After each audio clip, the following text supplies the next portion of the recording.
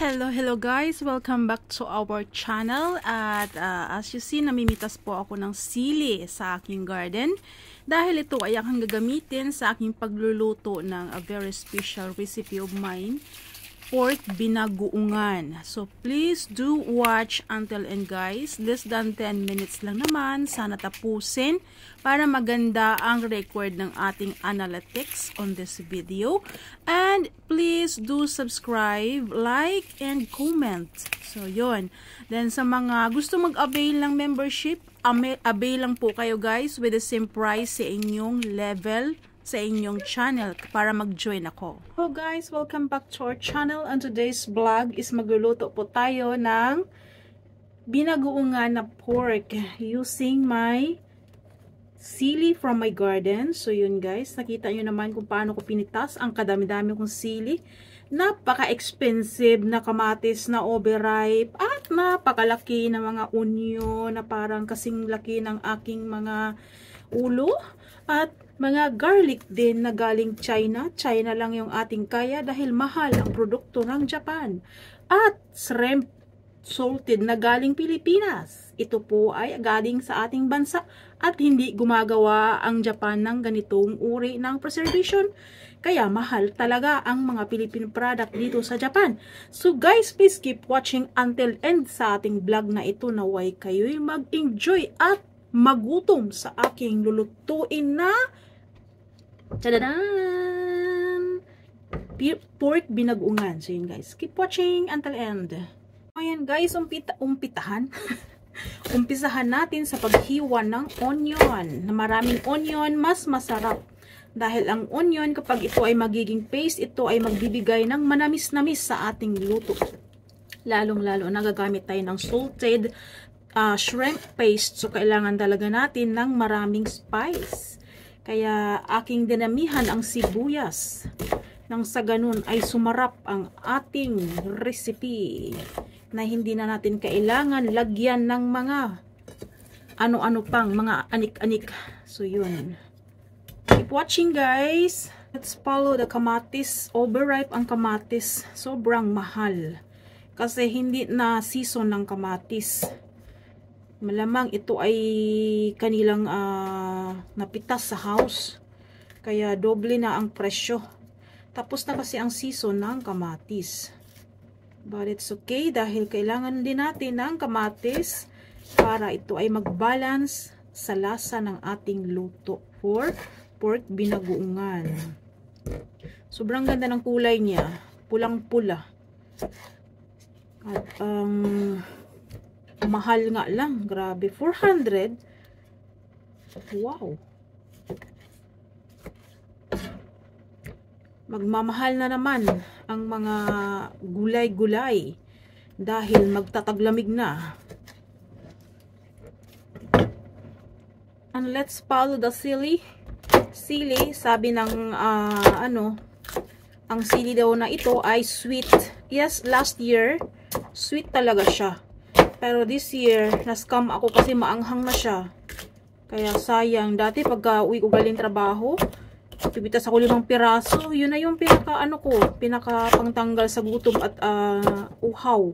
Ngayon, hindi na kaya. Maanghang na kasi. Ano nangyari? Siguro, itinanim nila ito ng may katabi na maanghang. Kaya nahaluan ng pollen ng maanghang. So, nagiging mix siya. Totally, hindi naman siya ganun sobrang kaanghang, pero hindi ko siya kayang kainin ng katulad last year na ang tamis, na parang kumakain ka ng prutas. Ngayon, hindi na. Kaya next year, ayaw ko na magtanim nito. So, hindi ko dadamihan dahil ayaw ng anak ko na sobrang maanghang. So, yan lang ilalagay natin. And the rest, hindi ko siya hihiwain. Para hindi masyadong maanghang. Para mabango lang. Ayan. Ganda. Ganda ng kulay. Ito na po siya guys. Nahiwa ko na ang ating pork. So, hindi natin siya gigisahin. Ilagay natin siya sa kawali.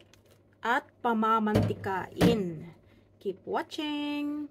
So, ayan guys. After 30 minutes, ito na po yung ating pork. Hindi natin masyadong ipa-crispy dahil titigas at mawawala ng lasa yung pork natin. Then, put the garlic on it. Hindi ko na binawasan yung kanyang mantika kasi kailangan natin ng mantika. So, yun. This is my homemade binagoongan. Mas masarap talaga ang sarili mong luto kaysa bumili ka. You can put a lot of garlic and onion. And next, let's follow the onion. So, habang niluluto yung ating mga spices, lumalambot din yung ating meat. So, yun po yung diskarte ko, guys. Lutuin natin ang onion. Then, next is so, next will be kamatis. Tomato, a very sweet style ng tomato. Ganda-ganda ng kulay niya. Parang fruits. So, yan. Medyo nag-turn into paste na yung ating garlic. At gusto ko pati onion is mag-turn into paste. Para mas masarap ang ating luto. So, yun. Tapos, bahagya nating lutuin yung ating kamatis. Ay, ito na siya, guys. Medyo nag-paste na ang ating mga spice, garlic and onion. So, on this part, ilagay na po natin ang ating main na pangpalasa, ang bagoong. Fresh ito na bagoong, hindi siya luto. So, maluluto na lang siya dyan. Bihira lang ako magluto nito. This year, first time. Hi. Choto made, hindi yatsuki yo. Ima, video tsukotiro kara, hanashi shinai de. So, yun. Nag-craving ako. At hindi ko rin pala alam na nag-craving din pala yung aking dalaga. Tuwang-tuwa siya. Sabi niya, isang araw naisip kong kumain ng ganito. Nakita niya sa ref na bumili ako. Tuwang-tuwa siya. So, yan. Then, put the sili in the garden. Sana hindi masyadong maanghang. Sa bagay, light lang naman ang pagkaanghang niya. Para hindi ko siya kainin na fresh. Kasi talagang unang kagat mo palang maanghang. Unlike last year na sa huling kagat mo na siya, maanghang. Mararamdaman mo yung anghang. Pero this year, is talagang maanghang siya. So guys, ito ay ating hahalu-haluin ng almost 10 to 15 minutes na. 10 to 15 minutes, then ready to serve na siya. So until here na lang, hanggang dito ko na lang i-end ang vlog na ito. Thanks for watching everyone. Please do like, and subscribe, and leave delicious comment guys. Yung mga naaayon lang po sa ating content para mas maintindihan ng system kung ano yung ating video na ginagawa. Kasi mahalaga po yun. Para maintindihan nila kung ito ba ay quality na video o ito ba ay kaaya-aya bigyan ng mahal na commercial na video. Yung ganun. So, dapat yung mga comment na naaayon lang sa ating content, yung ating iiwan na comment. Friendly comment, kumbaga, di ba may guidance naman. So yun guys, until here, thanks for watching. And also, please do subscribe our channel. After all, sa haba-haba ng oras, siguro almost isang oras mahigit or nagdalawang oras na siguro ko siya niluluto. At finally, ito ay finish na po. Thanks for watching guys, until here. At ang bango, my God, mapapakain ako ng maraming kanin nito. My goodness. So, until here, thanks for watching. Bye-bye. At ang lambot na ng karni. So, huwag naman sanang madurog.